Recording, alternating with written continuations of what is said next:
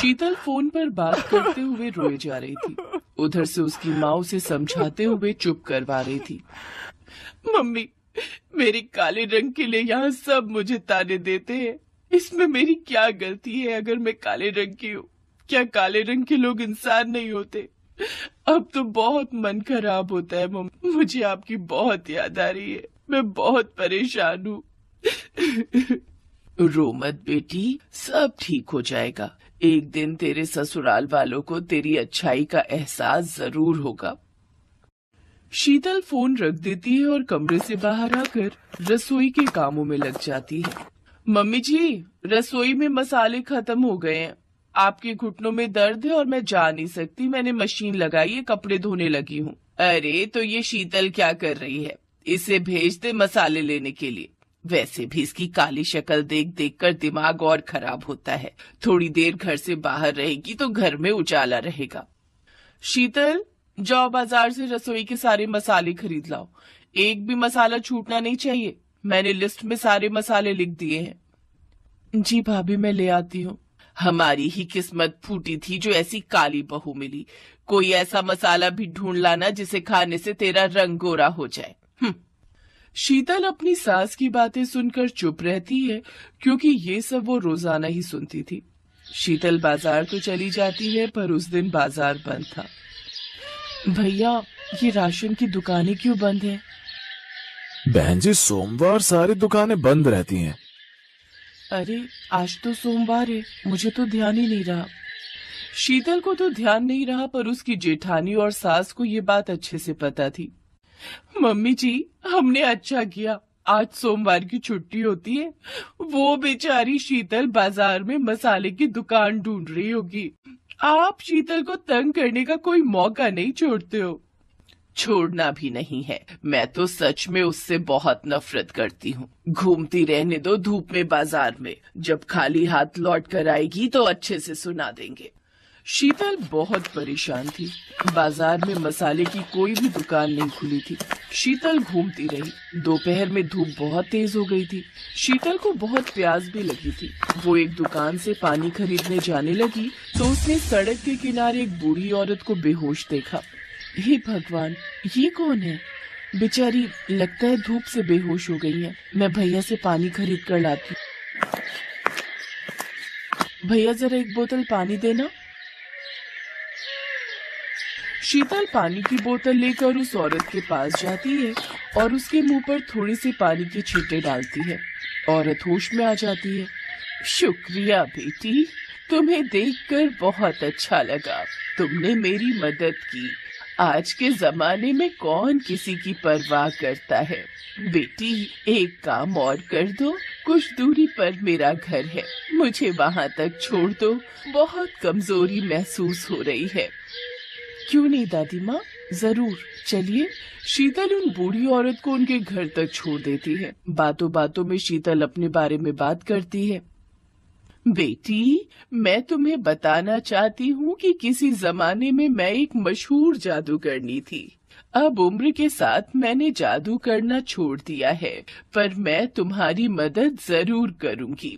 बेटी, मैं तुम्हें जादुई मसाले दूंगी। उन मसालों के इस्तेमाल करने से घर पर सभी लोगों का व्यवहार तुम्हारे लिए अच्छा हो जाएगा। सब तुमसे बहुत प्यार से बात करेंगे और सब ये भूल जाएंगे कि तुम्हारा रंग काला है। इससे तुम्हारी जिंदगी में खुशियाँ आ जाएंगी।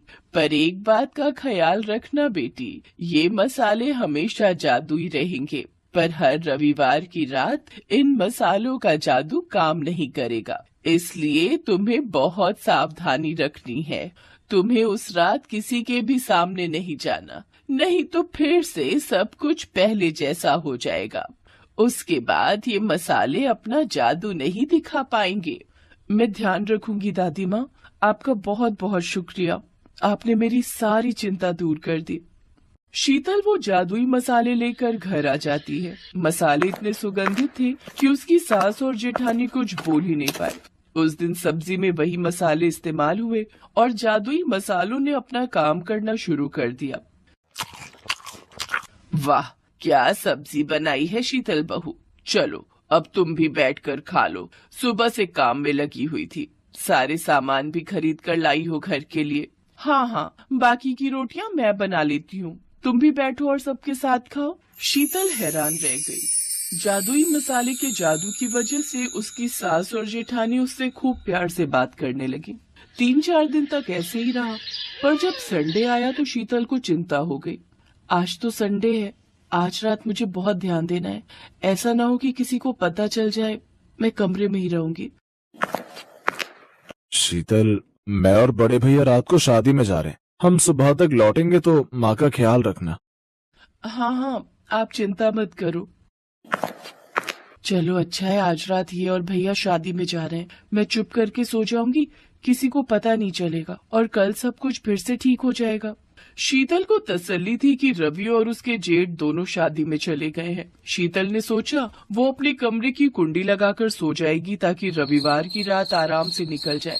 पर अचानक शीतल की सास अपने कमरे में से आवाज लगाने लगी, कविता बहू, जल्दी आओ, मेरी सांस घुट रही है। सास की आवाज शीतल ने भी सुन ली थी। वो भी जेठानी के साथ अपनी सास के कमरे में जाती है। सास की तबीयत बहुत ज्यादा खराब हो चुकी थी। शीतल को याद ही नहीं रहा कि मसालों का असर खत्म हो चुका है। मम्मी जी, चिंता मत करो, हम आपको अभी डॉक्टर के पास ले चलते हैं। ये लो, कर लो बात, जैसी शक्ल वैसी अकल। अरे इतनी रात में कोई ऑटो रिक्शा नहीं मिलेगा, ना ही कोई गाड़ी मिलेगी। भाभी, कार तो घर पर खड़ी है ना, हम अपनी कार से ले चलते हैं। हमें कार चलानी थोड़ी आती है, ये दोनों भाई भी घर पर नहीं है। भाभी, मुझे ड्राइविंग आती है, आप टेंशन मत लो। चलिए मम्मी जी, मैं आपको डॉक्टर के पास ले चलती हूँ। शीतल ने बिना देर किए अपनी सास को कार में लिटाया और कार चलाकर अस्पताल ले गई। समय पर इलाज मिलने से सास की तबीयत में सुधार हो गया। पर ये क्या, मसालों का असर तो हट चुका था, फिर भी सास आज अपनी बहू शीतल की तारीफ कर रही थी। मुझे माफ कर दो बहू, मैंने हमेशा तुम्हारे काले रंग का मजाक उड़ाया, पर तुम तो सर्वगुण संपन्न हो। ये बात मुझे कल पता चल गई कि तुम हमारे लिए कितना सोचती हो। हम तुम्हें कितने ताने देते हैं, फिर भी तुम हमारी भलाई देखती हो। कविता, अपनी देवरानी से अब गलत बात मत करना, शीतल बहुत अच्छी है। हाँ मम्मी जी, अब नहीं करेंगे। शीतल, आई एम सॉरी, अब हम तुम्हारे काले रंग के लिए तुम्हें कभी ताना नहीं देंगे। शीतल खुश थी कि भले ही जादुई मसालों का असर खत्म हो गया, पर मुसीबत के समय अपनों के काम आकर शीतल ने सबका दिल जीत